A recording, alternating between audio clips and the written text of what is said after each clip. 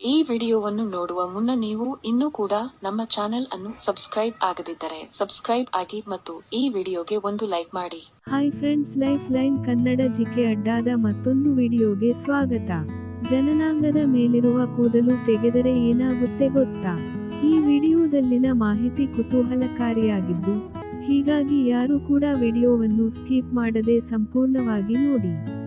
ಮಾನವನ ದೇಹದ ಕೆಲ ಭಾಗಗಳಲ್ಲಿ ಕೂದಲು ಬೆಳೆಯುತ್ತದೆ. ಇದನ್ನು ಅವರು ಆಗಾಗ ತೆಗೆಯುತ್ತಾರೆ. ಅದರಲ್ಲೂ ಪುರುಷರು ತಮ್ಮ ಜನನಾಂಗದ ಮೇಲೆ ಇರುವ ಕೂದಲು ತೆಗೆದರೆ ಒಳ್ಳೆಯದೇ, ಕೆಟ್ಟದೇ ಎಂಬುದನ್ನು ಈ ವಿಡಿಯೋದಲ್ಲಿ ತಿಳಿಯೋಣ. ಪುರುಷ ತನ್ನ ಜನಾಂಗದ ಮೇಲೆ ಇರುವ ಕೂದಲನ್ನು ಕೆಲ ಮಂದಿಗಳು ಆಗಾಗ ತೆಗೆಯುವುದು ಸಾಮಾನ್ಯವಾಗಿದೆ. ಆದರೆ ಇನ್ನು ಕೆಲ ಮಂದಿಗಳು ಅಲ್ಲಿನ ಕೂದಲುಗಳನ್ನು ತೆಗೆಯುವುದಿಲ್ಲ. ಹಾಗಾಗಿ ಇದು ಪುರುಷನ ಜನಾಂಗದ ಮೇಲೆ ಸಾಕಷ್ಟು ಪರಿಣಾಮ ಬೀಳುತ್ತದೆ. ಯಾಕೆಂದರೆ ಜನಾಂಗದ ಮೇಲೆ ಇರುವ ಕೂದಲನ್ನು ಆಗ ತೆಗೆದುಕೊಳ್ಳುವುದು ಉತ್ತಮ. ಇದರಿಂದ ನಿಮ್ಮ ಜನಾಂಗದ ದಪ್ಪವಾಗುತ್ತದೆ ಮತ್ತು ಒಳ್ಳೆಯ ಬೆಳವಣಿಗೆಯನ್ನು ಕಾಣುತ್ತದೆ. ಪುರುಷರು ಅಲ್ಲಿನ ಕೂದಲನ್ನು ತೆಗೆದುಕೊಂಡರೆ ತಮ್ಮ ಲೈಂಗಿಕ ಕ್ರಿಯೆಯ ವೇಳೆ ತುಂಬಾ ಆನಂದವನ್ನು ಪಡೆಯುತ್ತಾರೆ. ನಿಮ್ಮ ಆರೋಗ್ಯದ ದೃಷ್ಟಿಯಿಂದಲೂ ಜನಾಂಗದ ಮೇಲೆ ಇರುವ ಕೂದಲುಗಳನ್ನು ತೆಗೆದುಕೊಳ್ಳುವುದು ಉತ್ತಮ. ಇನ್ನು ಜನನೇಂದ್ರಿಯ ಭಾಗದಲ್ಲಿನ ಕೂದಲನ್ನು ತೆಗೆಯಲು ಈ ಕೆಲಸವನ್ನು ನೀವು ಮಾಡಿ.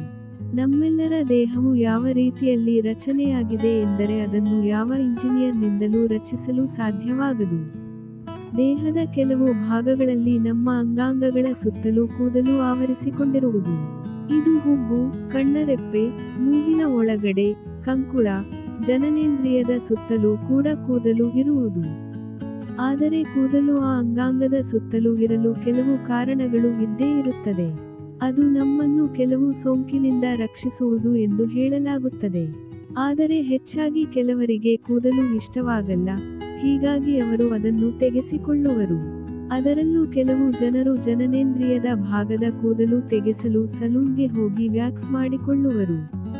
ಆದರೆ ಇದು ತುಂಬಾ ದುಬಾರಿ ಹಾಗೂ ನಾಚಿಕೆ ಸ್ವಭಾವದವರಿಗೆ ಆಗದ ಕಾರಣ ಮನೆಯಲ್ಲೇ ಕೂದಲು ತೆಗೆಯುವರು.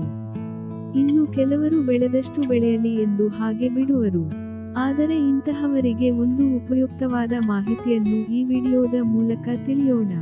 ಸ್ನೇಹಿತರೆ, ಜನನೇಂದ್ರಿಯ ಭಾಗದ ಕೂದಲು ತೆಗೆಯುವುದರಿಂದ ಯಾವುದೇ ಲಾಭವಿಲ್ಲ. ಜನನೇಂದ್ರಿಯ ಭಾಗದಲ್ಲಿನ ಕೂದಲು ಒಂದು ಉದ್ದೇಶಕ್ಕಾಗಿ ಅಲ್ಲಿರುತ್ತದೆ. ಯಾಕೆಂದರೆ ಅದು ಲೈಂಗಿಕ ಕ್ರಿಯೆ ವೇಳೆ ತಿಕ್ಕಾಟ ಕಡಿಮೆ ಮಾಡುವುದು ಮತ್ತು ಬ್ಯಾಕ್ಟೀರಿಯಾ ಮತ್ತು ಇತರ ರೋಗಕಾರಕಗಳು ಒಳಗೆ ಪ್ರವೇಶಿಸದಂತೆ ತಡೆಯುವುದು. ಹೊಸ ಅಧ್ಯಯನವೊಂದರ ಪ್ರಕಾರ ಜನನೇಂದ್ರಿಯ ಭಾಗದ ಕೂದಲು ಶೇವ್ ಮಾಡಿದರೆ ಆಗ ಲೈಂಗಿಕ ರೋಗದ ಸೋಂಕು ಹರಡುವ ಸಾಧ್ಯತೆಯು ಹೆಚ್ಚಾಗಿರುವುದು ಎಂದು ಹೇಳಿದೆ. ಕೂದಲು ತೆಗೆದರೆ ಏನಾಗುವುದು ಅಂತ ನೋಡೋದಾದ್ರೆ, ನೀವು ಯಾವಾಗಲೊಮ್ಮೆ ಕೂದಲು ತೆಗೆಸಿಕೊಂಡರೆ ಅದರಿಂದ ಯಾವುದೇ ಸಮಸ್ಯೆ ಇಲ್ಲ.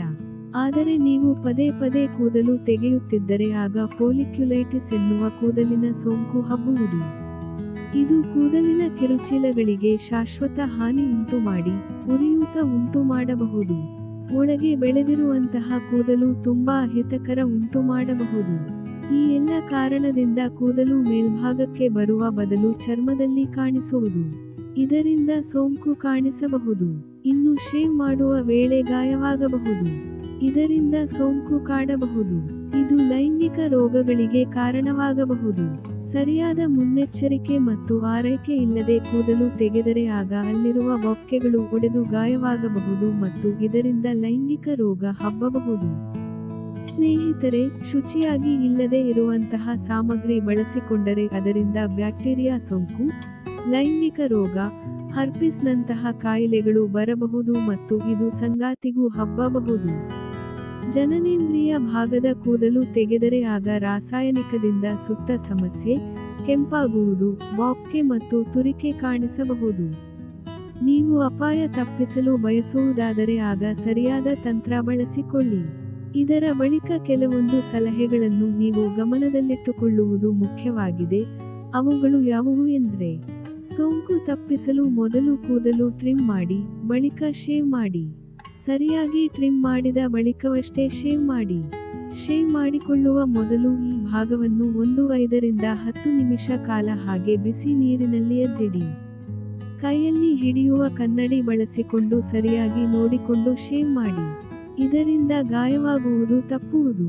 ಶೇವ್ ಮಾಡುವ ಮೊದಲು ಶೇವಿಂಗ್ ಜೆಲ್ ಅಥವಾ ಕ್ರೀಮ್ ಹಚ್ಚಿಕೊಳ್ಳಿ. ಶೇವ್ ಮಾಡಲಿರುವ ಭಾಗದ ಚರ್ಮವನ್ನು ಬಿಗಿಯಾಗಿ ಹಿಡಿದುಕೊಳ್ಳಿ ಮತ್ತು ಇನ್ನೊಂದು ಕೈಯಿಂದ ಶೇವ್ ಮಾಡಿ. ಸೂಕ್ಷ್ಮ ಚರ್ಮದ ಮೇಲೆ ಹೆಚ್ಚಿನ ಒತ್ತಡ ಹಾಕಬೇಡಿ. ಇನ್ನು ಕೂದಲು ಬೆಳೆಯುವ ದಿಕ್ಕಿನಲ್ಲಿ ತುಂಬಾ ನಯವಾಗಿ ಶೇವ್ ಮಾಡಿಕೊಳ್ಳಿ. ಮಾಯ್ಶ್ಚರೈಸ್ ಸ್ಟ್ರಿಪ್ ಇರುವ ಹರಿತವಾದ ರೇಜರ್ ಬಳಸಿಕೊಳ್ಳಿ. ತುಂಬಾ ಎಚ್ಚರಿಕೆಯಿಂದ ಹೀಗೆ ಮಾಡಿ. ಶೇವ್ ಮಾಡಿದ ಬಳಿಕ ಉಗುರು ಬೆಚ್ಚಗಿನ ನೀರಿನಿಂದ ತೊಳೆಯಿರಿ ಮತ್ತು ಒಣಗಲು ಬಿಡಿ. ಶೇವ್ ಮಾಡಿಕೊಂಡ ಬಳಿಕ ಲೋಷನ್ ಅಥವಾ ಅಲೋವೆರಾ ಜೆಲ್ ಹಚ್ಚಿಕೊಳ್ಳಿ. ಇದಕ್ಕೆ ಯಾವುದೇ ಸುವಾಸನೆ ಬಳಸದೇ ಇರುವುದನ್ನು ಸ್ಪಷ್ಟಪಡಿಸಿಕೊಳ್ಳಿ. ಯಾಕೆಂದರೆ ಸುವಾಸನೆ ಇರುವ ಉತ್ಪನ್ನಗಳು ಚರ್ಮದಲ್ಲಿ ಉರಿ ಉಂಟುಮಾಡಬಹುದು. ಸ್ನೇಹಿತರೆ, ನೋಡಿದ್ರಲ್ಲ, ಇದೇ ತರಹದ ಜೀವನಕ್ಕೆ ಉಪಯುಕ್ತವಾಗುವ ಮಾಹಿತಿಗಾಗಿ ನಮ್ಮ ಚಾನೆಲ್ ಸಬ್ಸ್ಕ್ರೈಬ್ ಮಾಡಿ, ಶೇರ್ ಮಾಡಿ. ನಮಸ್ಕಾರ.